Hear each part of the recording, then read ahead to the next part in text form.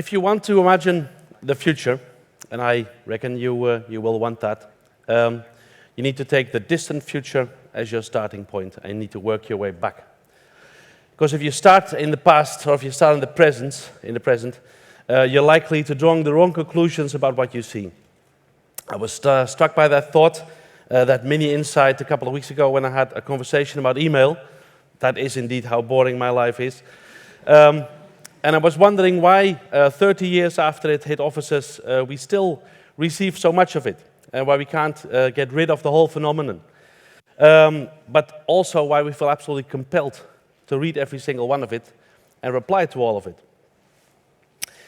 And I think it is because we are applying the wrong kind of anchor to email. We consider it electronic mail, especially the older ones among us. We consider it a faster letter. And how daft is that? Because if you consider it a faster letter, then there they will be sitting on your digital doormat, looking at you and for you to deal with. And the difference is a difference between push and pull. And in offices, believe me, and I'm sure you know, you do feel pushed by your email. Hold on to that thought, that difference. But I would like to step across to a little familiar scene from my own life. I live near Amsterdam with my wife and 2 children. And I sat down to breakfast, as we usually do in the weekend. During the week, we don't get around to it. And my youngest one is 16, and she is very attached to her smartphone. And I don't mean fond, I mean attached. I mean, it's always within her reach. And the oldest one, who's 19, also uses her smartphone all the time. She also uses laptops, desktops, virtual game environments, you name it. But my wife is actually very skeptical of the blessings of the digital age. And she tells them to put their smartphones away at mealtime. And on balance, I agree. It's my job to agree, obviously, at home, but I do. It does appear, indeed, a distraction. The thing buzzes, they turn away. But you can ask yourself, what does it actually say about the human condition, to give it a lofty term, but what does it also say about the use of these tools in such ordinary social situations? What kind of snapshot of cultural evolution are we able to construct from this? When you want to study or understand human behavior, you can indeed study it properly, like many of the previous speakers have done. You can also just become a communication manager like me. And do what I do, which is to put yourselves in other people's shoes and look at the world through their eyes. That's much easier when you're behind them. And I had the benefit of being behind a large crowd of people. I'm in front of one now, it's a bit different. Behind the crowd of people when I was at the Radiohead concert at the Ziggo Dome a couple of weeks ago. And there in the darkened auditorium, there was this massive crowd watching a brilliant concert. But they were not just watching it. They were obviously not just listening to it. They were also, and you could see that in the dark room, holding up the little smartphones. Obviously, it's a very familiar sight. And you see all these little bright screens dotted across this dark room. And obviously, people are extending their senses. They are extending their eyes and ears. They are extending their memory. They will remember it later, but they'll remember it even better because they can just play it. They share it from the room there and then with the people who aren't there. And essentially, they have an enhanced experience by the simple use of a tool. That and earplugs, because it was a bit loud.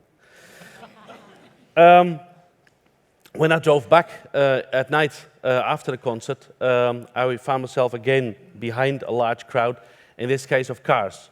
And when you see all these dark cars drive in front of you, you see exactly the same thing. You see in these dark interiors of the cars, you see these brightly lit screens, because of course, navigation devices have become very, very popular. And navigation devices constantly filter all sorts of information to you, estimated time of arrival, traffic congestion, that kind of thing, although there's not so much of that at night. But essentially, it also gives you roadmaps. But it gives you so many roadmaps that you could not possibly hope to duplicate that as a mere human. In other words, it's a service that has no human equivalent. It's not an extension, it is something else. And again, and I'll come back to that from time to time in this presentation, you have to remember that you should apply the right anchor to it. A navigation device is not a better map. It's not a better atlas.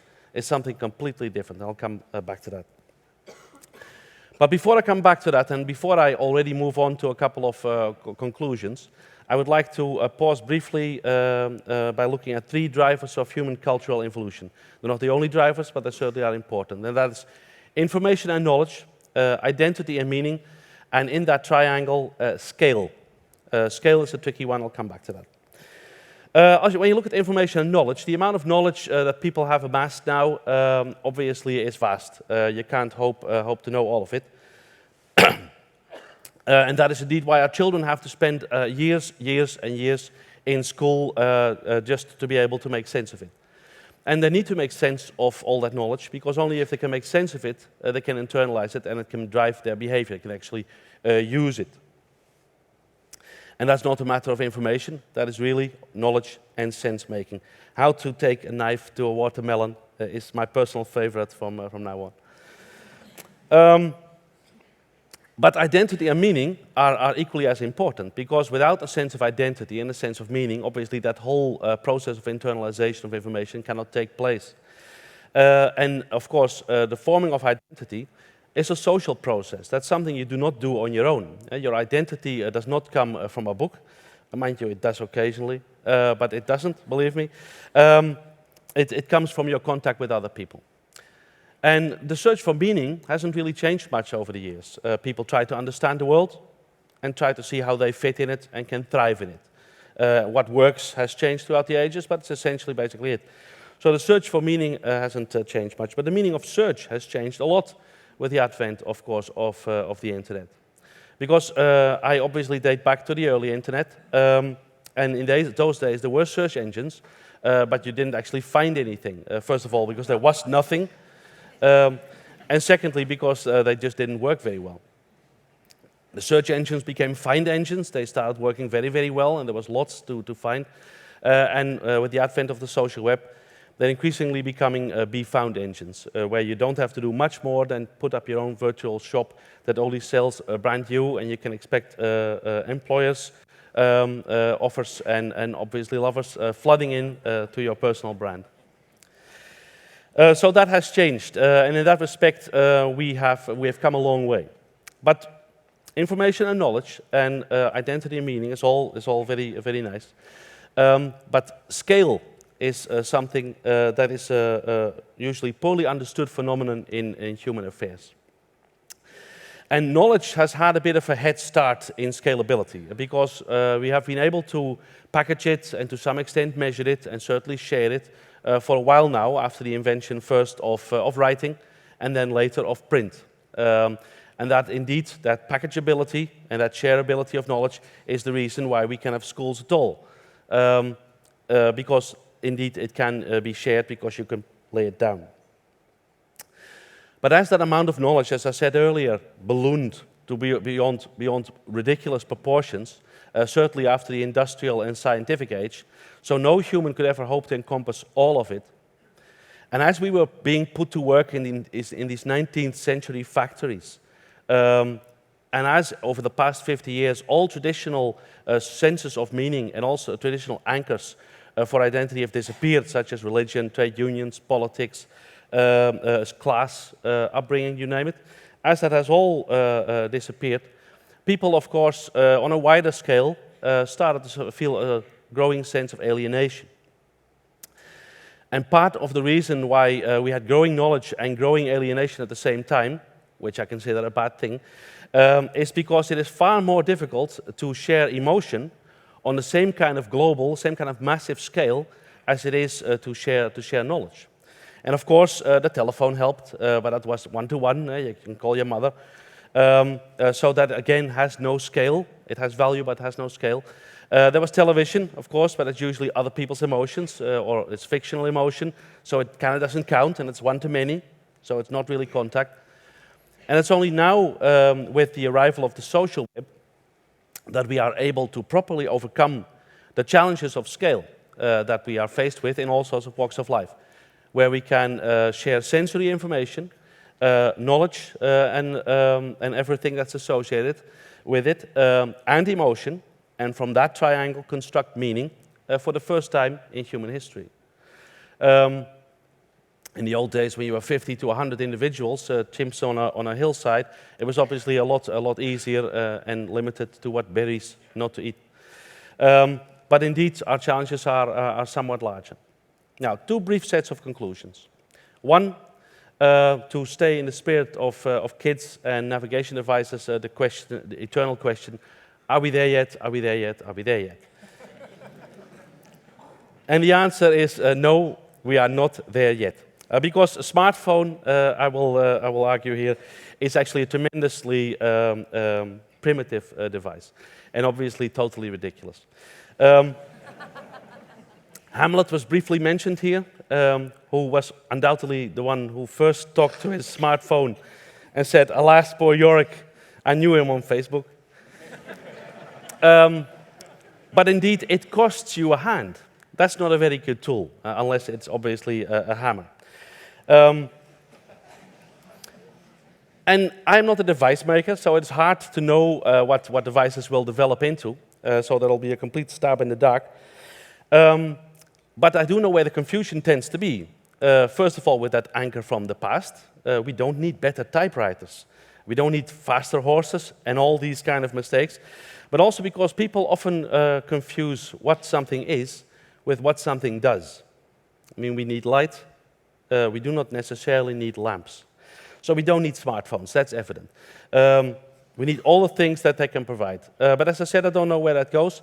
What I do know is where it will show up, and that's looking at the human constants, which is the body, the built environment, the natural environment outside, and transportation.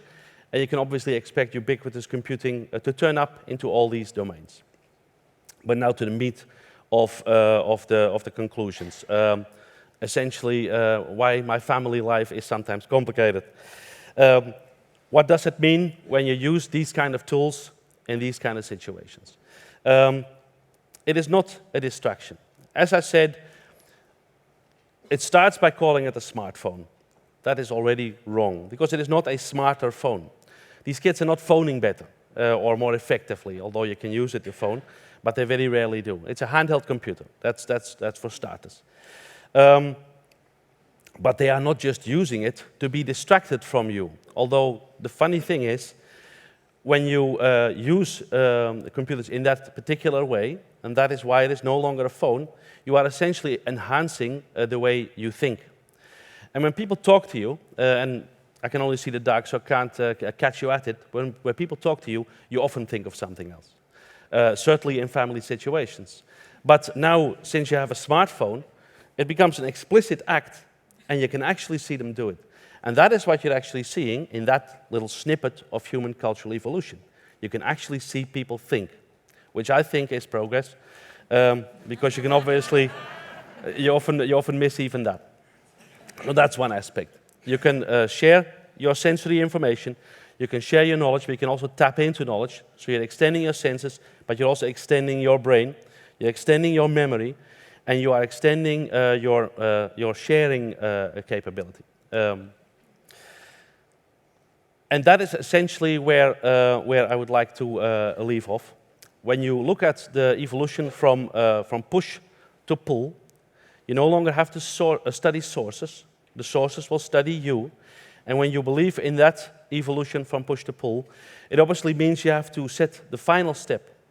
And that's not just to share sensory information and to extend your brain, but you also have to extend yourself.